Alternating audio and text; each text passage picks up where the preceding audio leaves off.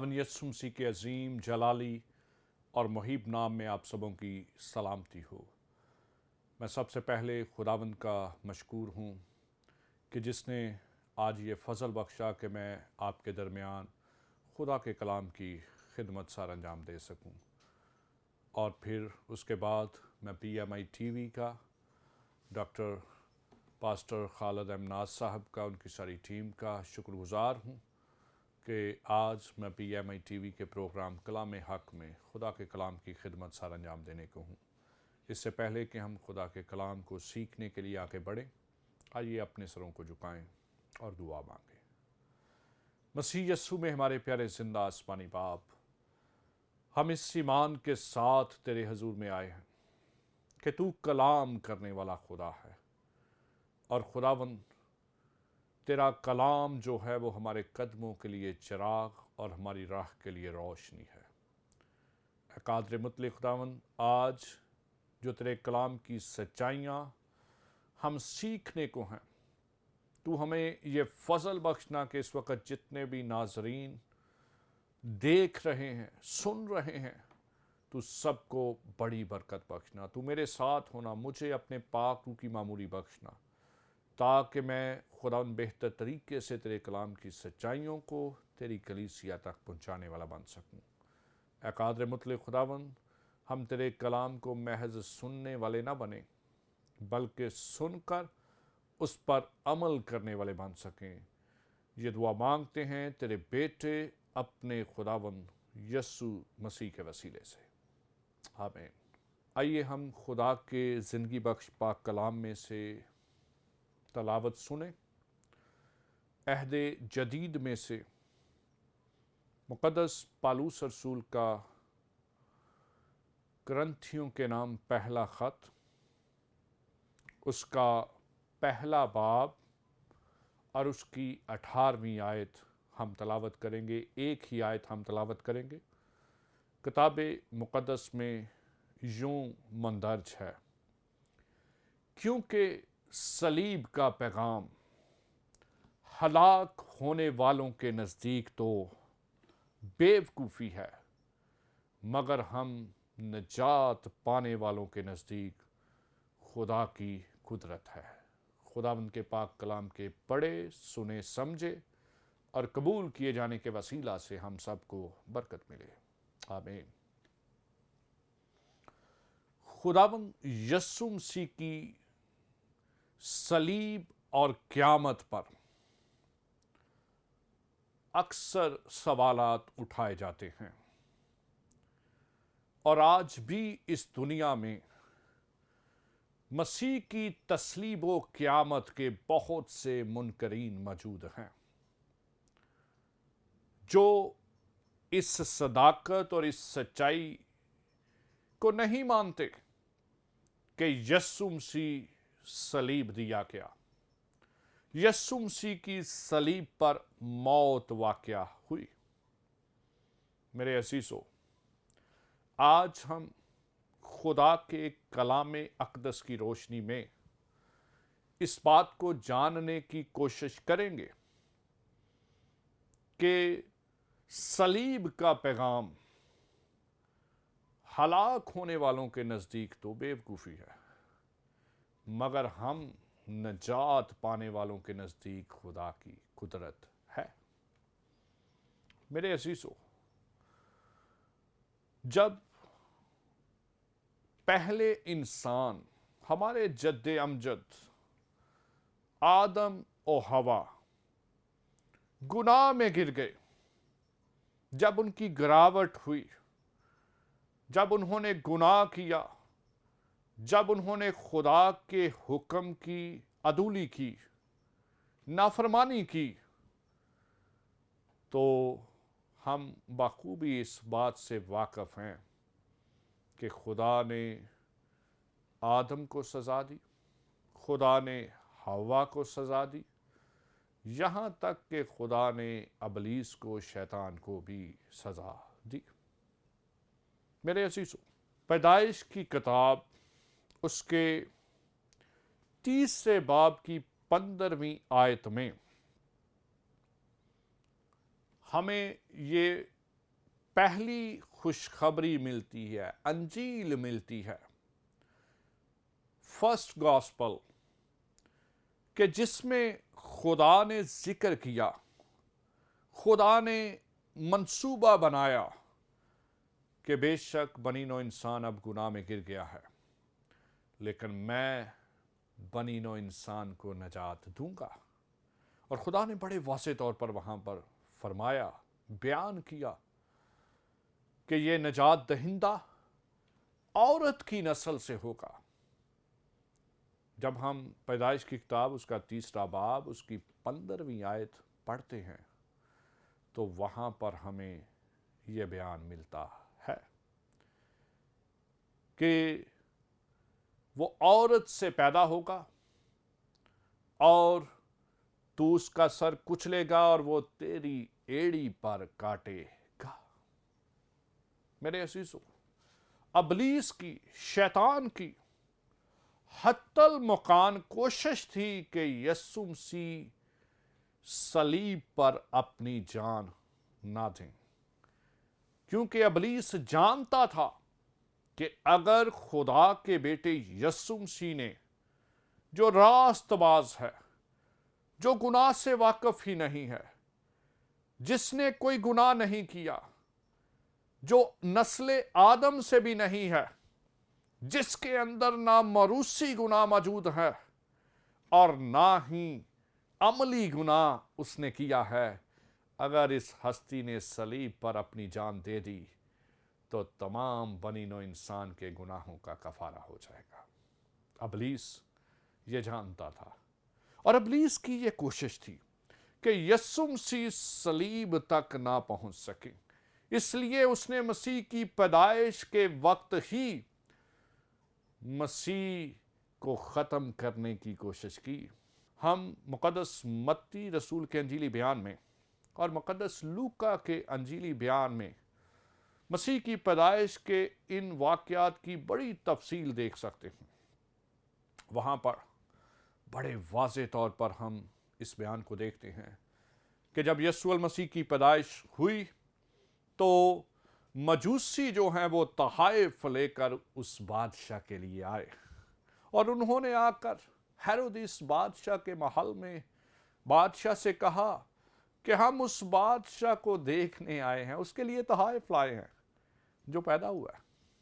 تو ہیرودیس غصے سے بھر گیا، حسد سے بھر گیا کہ کون بادشاہ؟ میرے علاوہ کوئی اور بادشاہ ہو ہی نہیں سکتا۔ اور کتاب مقدس بیان کرتی ہے کہ ہیرودیس نے ان سے تفتیش کی اور پھر اس نے اعلان جاری کر دیا کہ یہودیہ کے گلیل میں، یروشلم میں جتنے بھی بچے 2 سال کے ہیں، 2 سال کے سب بچوں کو قتل کر دیا جائے۔ اور بہت سے بچے قتل کر دیے گئے، اور ہیرودیس کا یہ خیال تھا کہ مسیح بھی اسی میں قتل ہو جائے گا، وہ مر جائے گا۔ وہ بادشاہ جس کا ذکر مجوسی کر رہے ہیں وہ انہی بچوں میں ختم ہو جائے گا۔ میرے عزیزو، لیکن خدا کا منصوبہ کچھ اور تھا۔ خدا نے اس سے پہلے کہ ہیرودیس اس حکم کو جاری کرتا، اس پہ جو ہے عمل نافذ کرواتا، اس سے پہلے ہی مقدس یوسف کو رویا میں کہا کہ تو مقدسہ مریم کو اور اس بچے کو لے کر مصر چلا جا۔ میرے عزیزو، ہم دیکھتے ہیں کہ جب یسوع المسیح نے بپتسمہ لیا 30 برس کی عمر میں، تو یسوع المسیح نے بپتسمہ لینے کے بعد خدا کا روح اسے بیابان میں لے گیا، اور وہ 40 دن تک وہاں پر ابلیس سے آزمایا گیا۔ ابلیس نے بہت سی آزمائشیں مسیح کے سامنے رکھی۔ کبھی وہ کہتا ہے کہ تو ان پتھروں کو کہہ کہ تیرے لیے روٹی بن جائے، تو مسیح نے اسے جواب دیا کہ آدمی صرف روٹی ہی سے جیتا نہ رہے گا، بلکہ ہر اس بات سے جو خدا کے منہ سے نکلتی ہے، یعنی خدا کے کلام سے۔ خدا کا کلام زندگی بخشتا ہے، خدا کا کلام ہے جو زندہ رکھتا ہے، کیونکہ پیدائش کی کتاب میں ہم دیکھتے ہیں کہ جب خدا نے پہلے انسان کو، آدم کو بنایا تو اس نے مٹی سے اس کو بنایا، اور پھر لکھا ہے کہ خدا نے اس کے نتنوں میں زندگی کا دم پھونکا تو وہ جیتی جان ہوا۔ خدا کا کلام زندگی ہے، اور خدا نے اس کے نتنوں میں زندگی کا دم پھونکا۔ خدا کا کلام زندگی ہے۔ یسوع مسیح نے کہا، راہ اور حق اور زندگی میں ہوں۔ میں اس لیے آیا کہ لوگ زندگی پائیں اور کثرت کی زندگی پائیں۔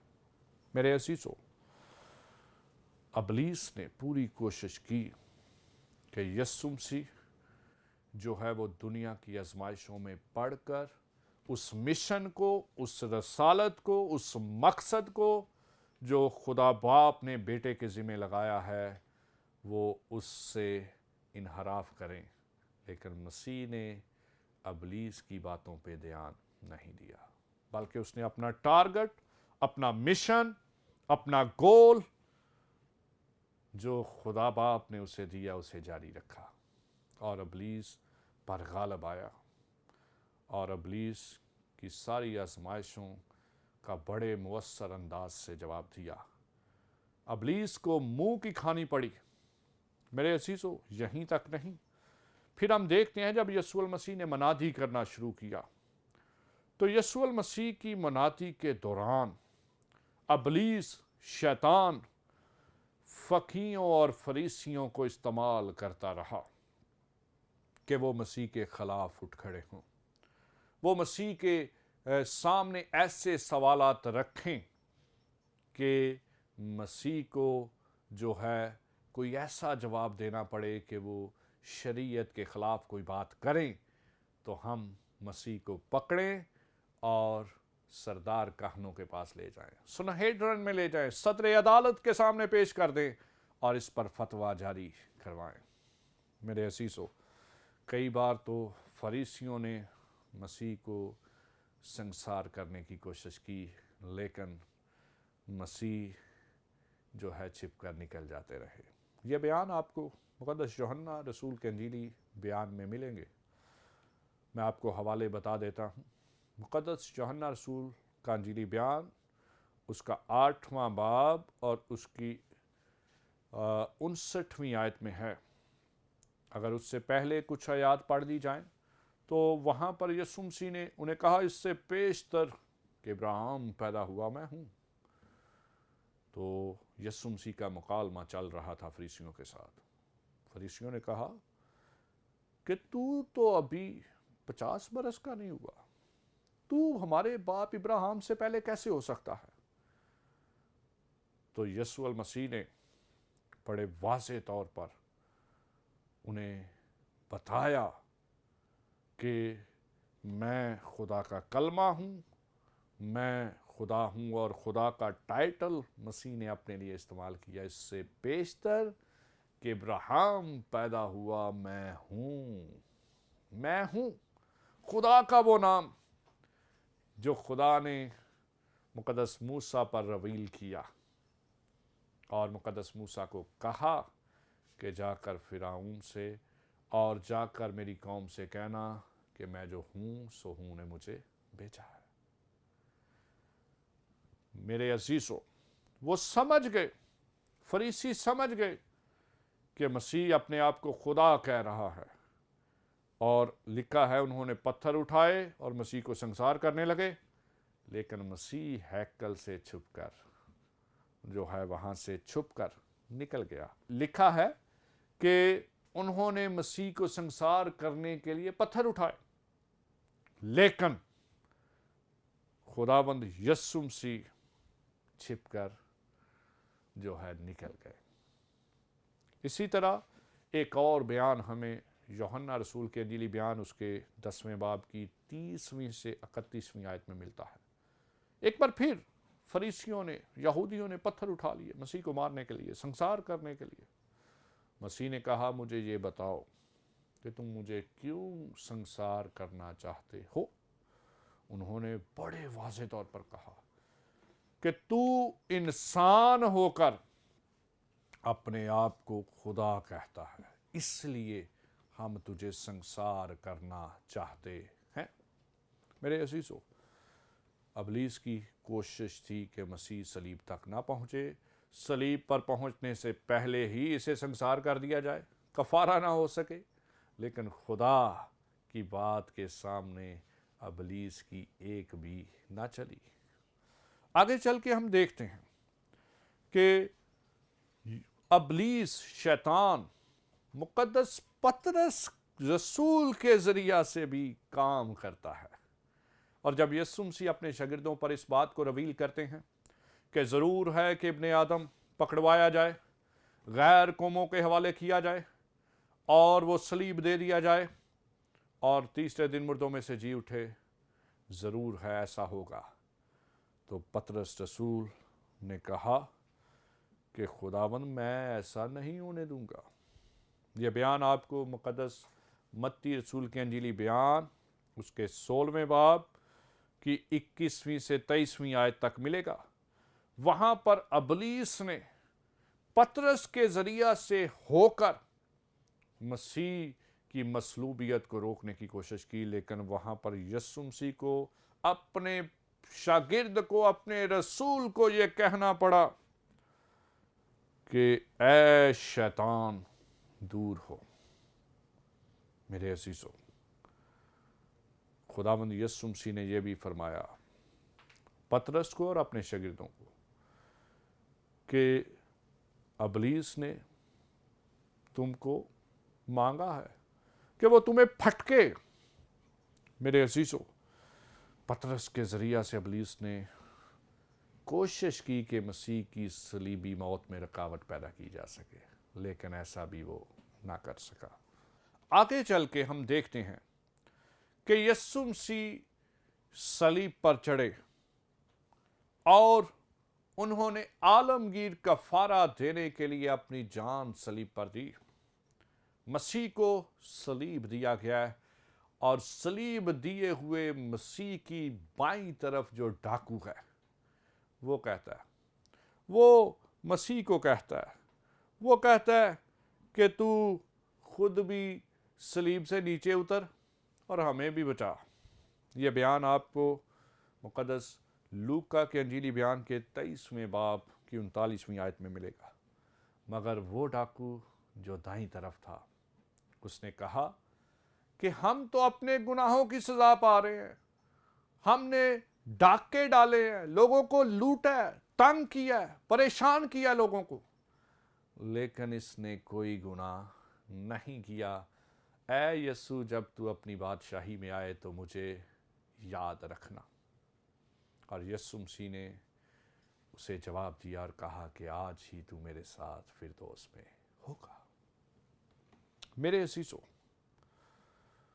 اس ڈاکو نے جو بائیں طرف والا تھا، مسیح کو صلیب چڑھے ہوئے مسیح کو اتارنے کی کوشش کی، ایموشنل مسیح کو کرنے کی کوشش کی، جذباتی کرنے کی کوشش کی، اگر تو خدا کا بیٹا ہے، چیلنج دیا۔ لیکن مسیح نے ابلیس کی بات پر، شیطان کی بات پر، اس ڈاکو کی بات پر جس کے ذریعہ سے ابلیس یہ بات کر رہا تھا، اس پہ دھیان نہیں دیا۔ مسیح نے صلیب پر اپنی جان دی، اس نے اپنا خون بہنے دیا تاکہ اس کا خون بہے اور ہمارے گناہوں کا کفارہ ہو۔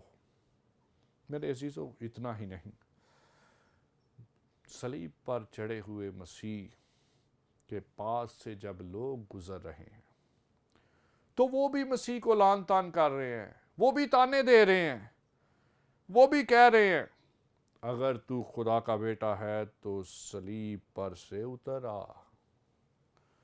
مقدس متی رسول کے انجیلی بیان اس کے 27ویں باب کی 40ویں آیت میں، اور یہاں تک کہہ رہے ہیں کہ تو ابھی صلیب سے نیچے اتر آ اور ہم تجھ پر ایمان لے آئیں گے۔ ابلیس ان لوگوں کو استعمال کر رہا ہے۔ پھر لکھا ہے سردار کہن اور فقیہ بھی مسیح کو لعن طعن کر رہے تھے، وہ بھی کہہ رہے تھے کہ تو اگر خدا کا بیٹا ہے تو خود نیچے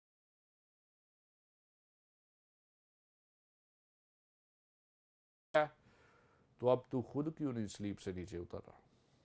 تو اگر خدا کا بیٹا تو سلیب سے نیچے اتر، ہم تجھ پہ ایمان لے آئیں گے۔ لیکن مسیح نے ایموشنل ہو کر، جذباتی ہو کر، مسیح نیچے نہیں اترا۔ مسیح جانتا تھا کہ میں اس مشن کو پورا کر رہا ہوں، میں اس رسالت کو پورا کر رہا ہوں جو میرے باپ نے میرے ذمہ لگائی ہے۔ اس نے باپ کی بات پہ دھیان دیا، اس مقصد کو، اس گول کو، اس مشن کو جو اس کے باپ نے اسے دیا، اس پر وہ اپنی آنکھیں لگائے رکھا۔ اس نے اپنی آنکھیں اسی پر لگائے رکھی اور اس مقصد کو پورا کیا، کیونکہ صلیب کا پیغام ہلاک ہونے والوں کے نزدیک تو بیوقوفی ہے، مگر ہم نجات پانے والوں کے نزدیک خدا کی قدرت ہے۔ میرے عزیزو، اگر یسوع مسیح صلیب پر اپنی جان نہ دیتے تو کبھی بھی ہمارے گناہوں کا کفارہ نہ ہوتا۔ ہمیں ہر سال اپنے گناہوں کے لیے قربانی دینی پڑتی، جیسے عہد عتیق میں خدا نے ایک طریقہ رائج کیا ہوا تھا۔ ہمیں ہر سال عید کفارہ کے موقع پر اپنے پورے پچھلے سال کے گناہوں کے لیے بروں کو قربان کرنا پڑتا۔ ہمیں بہت سی اور قوموں کی طرح ہر سال ہمارے گناہ یاد آتے۔ کتاب مقدس میں لکھا ہے کہ مسیح کا خون ہمیں ساری ناراستی سے پاک کرنے کی قدرت رکھتا ہے۔ میرے عزیزو، آئیے اس فضل کے تخت کے سامنے جھک جائیں اور مسیح کی صلیب کے لیے شکر گزاری کریں، کیونکہ اسی کے وسیلہ سے ہمیں گناہوں سے نجات ملی ہے۔ دعا مانگیں۔ مسیح یسوع میں ہمارے پیارے زندہ آسمانی باپ، ہم تیری شکر گزاری کرتے ہیں تیرے بیٹے یسوع مسیح کی صلیبی موت کے لیے کہ اس نے ہمارے گناہوں کی خاطر اپنی جان صلیب پر دی تاکہ اس کے مار کھانے سے ہم شفا پائیں۔ تیرا شکر کرتے ہیں اور ہم دعا کرتے ہیں وہ لوگ جو صلیب کی حقیقت سے واقف نہیں، خداوند تو ہمیں فضل بخش کہ ہم صلیب کی سچائی کو، اس پیغام کو، اس حقیقت کو ان پر رویل کر سکیں۔ تیرا پاک روح انہیں صلیب کی صداقت کو سمجھنے میں مدد کرے اور وہ بھی تیرے غلے میں شامل ہو سکے، مسیح ہمارے خداوند کے وسیلہ سے، آمین۔